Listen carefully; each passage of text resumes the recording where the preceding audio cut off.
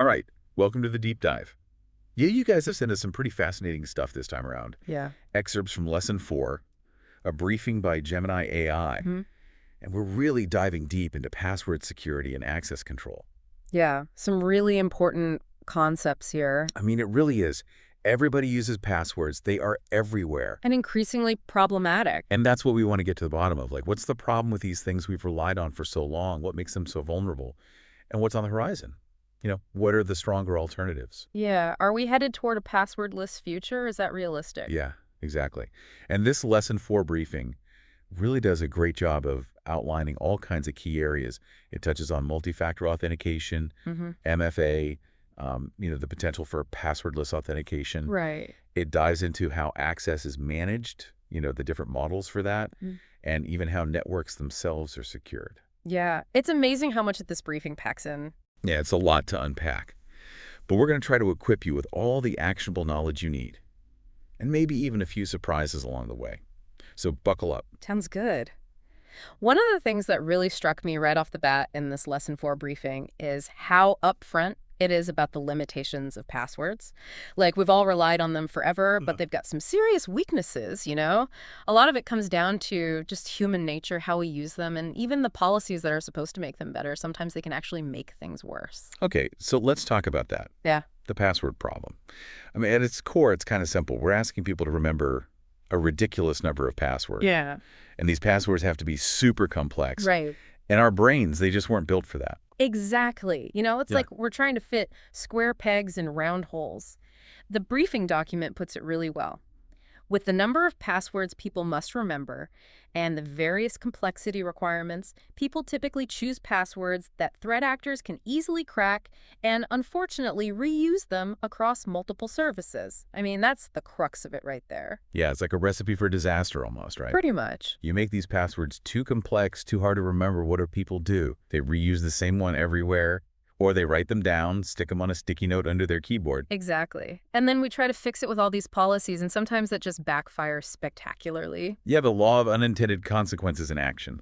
So tell me about that. What are some of these password policies that can actually make things worse? Well, like, take password age policies, right? Okay, so the whole change your password every 90 days thing. Exactly. That's a classic example. You're forced to change it so often, but what do most people do? They just slightly tweak the old one, like maybe change a number or swap out a letter. Ugh, it's so true. I've totally done that. We all have. And the document even says password age policies create a sense of false security, pushing people to make poor password choices through slight modifications to previous passwords. It doesn't really solve the problem. It just creates this illusion of security. Yeah, and on top of that, the document also mentions that employees must closely follow password age policies as the system forces them to do it, leading them to make weaker passwords. So you're actually pushing people to make worse passwords because they're just trying to comply with this rule. It's like the system is working against itself. It really is. It's crazy. And then you pile on these complexity requirements like uppercase, lowercase, numbers, symbols. It's like a recipe for a password that's impossible to remember. Right. And then you have these short change intervals on top of that. So it is like you Yeah. were saying, what happens? People just end up writing them down somewhere insecure. Yeah. The document literally says, with the increasing complexity and short password age policies, it is common for people to write their passwords down in insecure ways, such as sticky notes or unencrypted files on their computers. You can just picture it, right? Sticky notes everywhere. Oh, absolutely. It's the classic security nightmare. Yeah. And it's understandable, right? People are just trying to cope with this cognitive overload. Yeah, you can't really blame them. It's a natural response to a system that's not really designed for human beings. Right. And then there's the whole issue of password reuse. It's like no matter how strong the company's password policy is, they can't control what people do with their personal accounts. Their email, social media, all that stuff. And the document acknowledges that, saying a password reuse policy would be difficult to enforce as it requires the individual not to use it for other services, even those not connected to the company. So if somebody's personal account gets hacked and they've used that same password for work, that's a huge problem. It's a backdoor into the entire organization, potentially. It just highlights how interconnected everything is. Yeah, exactly. So passwords on their own are clearly not enough anymore. Yeah, that's where multi-factor authentication comes in. Right, MFA. Yeah. And the document is very clear about this, saying adding multi-factor authentication, MFA, would have a greater impact on the company's security posture. That's a pretty strong statement. It is, and it really reflects the consensus across the cybersecurity world. It's not just about what you know anymore, it's about having multiple layers of verification. So beyond just the password, right? You need something else. Exactly. The document even references NIST, the National Institute of Standards and Technology, and their updated guidelines. It says, the NIST updated guidelines do not recommend the continued use of single-factor authentication. Instead, it recommends using second-factor authentication.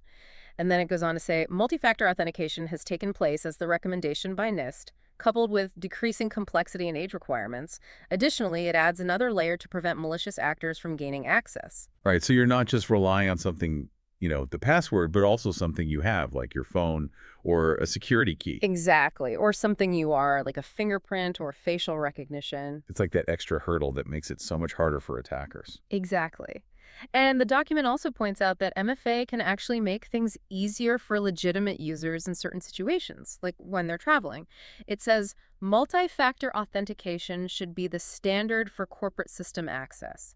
However, that would make an employee's access easier from a foreign country. So it's not just about making things more secure, it's about making them more flexible as well. Yeah, that makes sense. Like, you don't want to lock people out just because they're working from a different location. Right. So MFA is clearly crucial. But then the document goes even further and starts talking about a passwordless future. That sounds pretty radical. It is. It's like a whole new paradigm. The Yeah. document is very clear. Passwordless authentication means that the whole system no longer processes knowledge-based factors. So we're talking about getting rid of passwords altogether. Wow, that's a big change. Yeah. So how does that actually work? I mean, if you're not using a password, how do you prove who you are? Well, the document talks about this framework that involves relying parties and authenticators. So the relying party is basically the application or service you're trying to log into. Okay. And the authenticator is a device or mechanism that you have and control.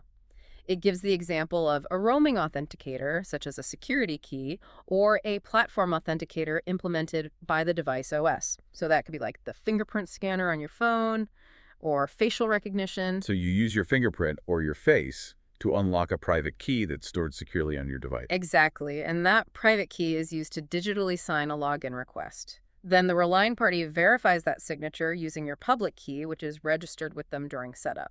Okay, so it's all based on cryptography, like a much more sophisticated way of proving your identity. Yes, much more secure than transmitting passwords over the network. And the document points to FIDO2 with WebAuthn as the specifications that make this all possible. FIDO2, WebAuthn. So these are like the industry standards that are driving passwordless authentication forward. Exactly. It's a collaborative effort across the tech industry to move beyond passwords. That's pretty exciting. So we've talked about how we prove who we are, but then there's the whole question of what we're actually allowed to do once we're in. That's where access control comes in.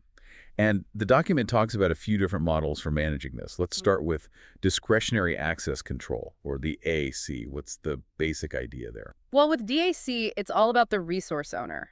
The document says the resource owner has primacy in a discretionary access control DAC model.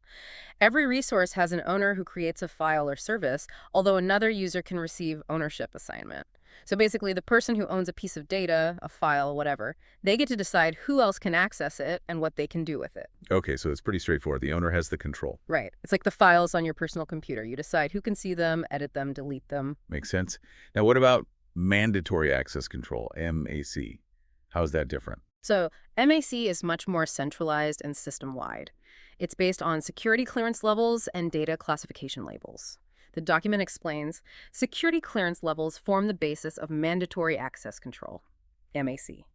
Rather than defining access control lists, ACLs, on resources, each object receives a classification label. Depending on the clearance level, a subject receives access to that resource. This is often used in really high security environments like government or military systems where you need really strict control over who can access what. Right, so it's not about individual choice anymore. It's about these predetermined rules based on security classifications. Exactly. Then you've got role-based access control, or RBAC, which is pretty common in a lot of organizations. Okay, how does that work? RBAC is all about assigning permissions based on roles. The document says, an organization defines its permission requirements in role-based access control, RBAC, in terms of the tasks that an employee or service must be able to perform. Each set of permissions is a role. So instead of giving permissions to individuals directly, you define permissions for different roles, like sales manager or system administrator, and then you assign people to those roles. So it's like you get the permissions you need to do your job and nothing more. Exactly. That actually brings us to another important principle that the document emphasizes, the principle of least privilege. Tell me more about that. The document says to increase the security posture of any given system, users should only have the necessary access, least privilege, to complete their work and nothing more. And it's also identified as the most common reason for restricting software access. Basically, you want to limit what people can do to only what they absolutely need to do their jobs. It's like give them the keys to the car, but not the keys to the whole house. Exactly. It minimizes the damage if someone's account gets compromised because they only have access to a limited set of things. That's a really good point. So we've talked about how we authenticate people and how we manage their access to different resources. But then there's the whole issue of securing the network itself, and the document goes into some detail about that as well. Yeah, and it starts with location-based access policies.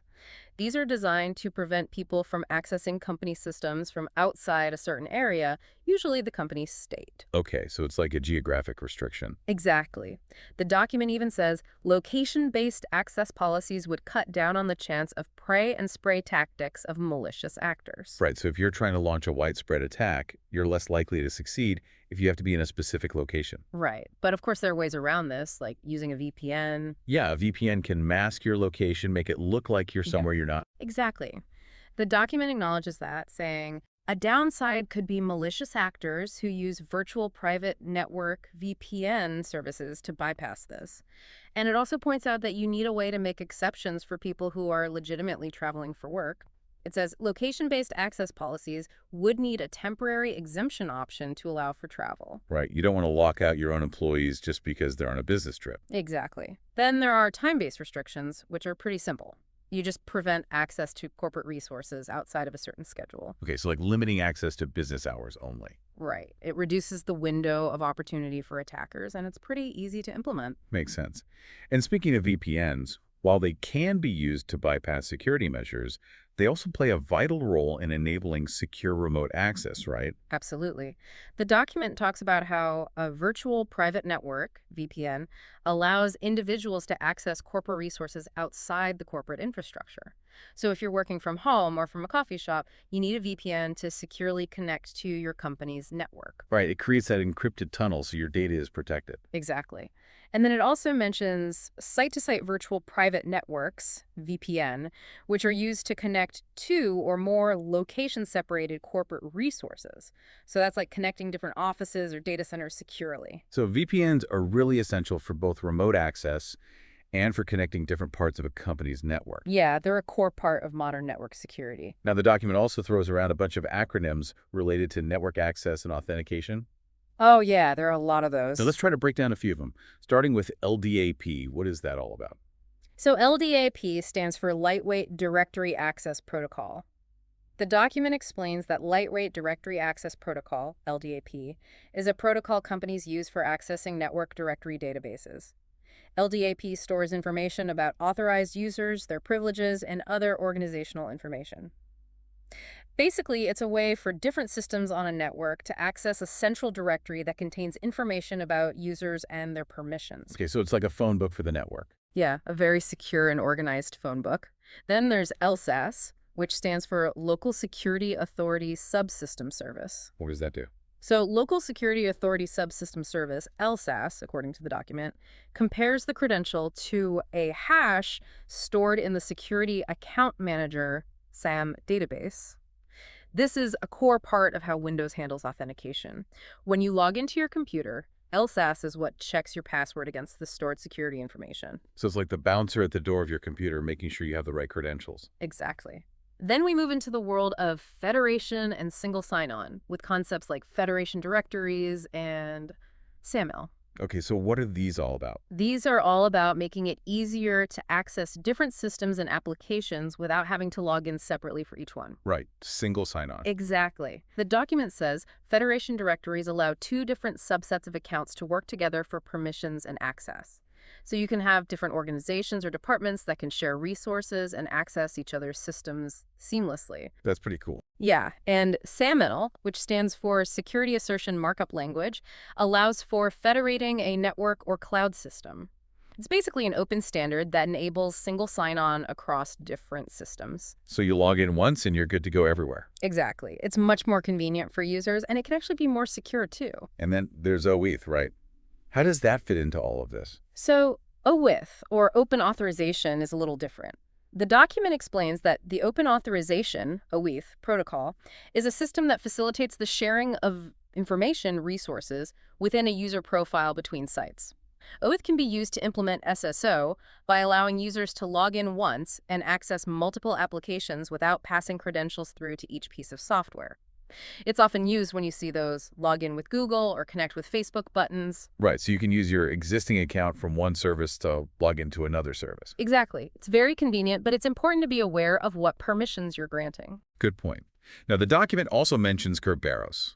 It says, the preferred system for network authentication in a Windows environment is Kerberos, which replaces the legacy system NT LAN Manager, NTLM authentication. So what's special about Kerberos? Kerberos is a network authentication protocol that's considered much more secure than older methods like NTLM. It uses secret key cryptography and doesn't transmit passwords over the network directly, so it's much harder for attackers to intercept credentials. So it's like a more secure way for Windows machines to talk to each other and authenticate users. Exactly. And then we have APIs, which stands for Application Programming Interfaces. APIs are everywhere these days. They are. The document defines an Application Programming Interface, API, is a scripting method to expose a service to allow other scripts or programs to use it. In a network security context, APIs are crucial because they can provide access to sensitive data and system functions, so it's really important to secure them properly. Right. You don't want just anyone being able to access your APIs. Exactly. And finally, we have SIDs, or security identifiers. What are those all about? So the document explains that a system uses a unique security identifier, SID, to define a user account with a name and a credential. Each account has a profile. Basically, a SID is like a digital fingerprint for a user account in a Windows system. Okay. It's a unique identifier that the system uses to track and manage permissions, even if the username changes. So it's like the real underlying identity of a user account. Exactly. It's what the system uses to keep track of everything. Now, one thing that the document really highlights is just how complex it can be to manage all these permissions, especially as systems and organizations grow. Oh, yeah. It can be a real nightmare. The document says setting each permission individually may be an easier option if a file share is small. However, as file shares grow, maintaining this style of permissions can increase complexity. Yeah. And if you have to manually adjust permissions every time someone changes roles or leaves the company, it's just not scalable. Yeah, it's a recipe for errors and oversights, Mm-hmm. and that can lead to some serious security vulnerabilities. Exactly. That's why the document talks about the benefits of automated permission management or provisioning. By integrating different systems and automating the process, you can make things much more efficient and secure. Right, so you take the human element out of it as much as possible. Exactly. It's really the only way to manage permissions at scale. So we've covered a lot of ground here, from the inherent weaknesses of passwords to the promise of passwordless authentication, the importance of MFA, the different access control models, and all the complexities of securing the network. It's a lot to take in. It is, but I think the key takeaway is that security is a constantly evolving landscape. We can't just rely on the same old methods that we've always used. Right. Passwords alone are not enough. MFA is essential. Understanding access control is crucial. And securing the network requires a layered approach with a lot of different tools and techniques. Yeah, and it's all about staying ahead of the curve and anticipating the next generation of threats. So, to sum it all up for you, our listener, if you're still relying on passwords alone, you're putting yourself at risk. Multifactor authentication is no longer optional. It's a must-have. Passwordless authentication is on the horizon, and it could be a game changer.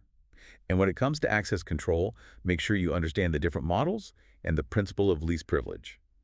And finally, network security is complex, so make sure you're using a layered approach and staying up to date on the latest threats and technologies. Yeah, it's all about being proactive and informed. And this Lesson 4 briefing is a great place to start. It really is. And here's something to think about as we wrap up. We've talked about passwordless authentication, but what comes after that? What are the next big breakthroughs in security going to look like? And how will they impact both our user experience and the overall security landscape? That's a great question. It's hard to predict the future, but it's definitely something to keep an eye on. Absolutely. Well, thanks so much for sharing your expertise with us today. This was a really insightful deep dive into the world of password security and access control. It was my pleasure. Thanks for having me. And to all of you listening, thank you for sending us this thought-provoking material. We'll see you next time for another deep dive. See you then. Bye.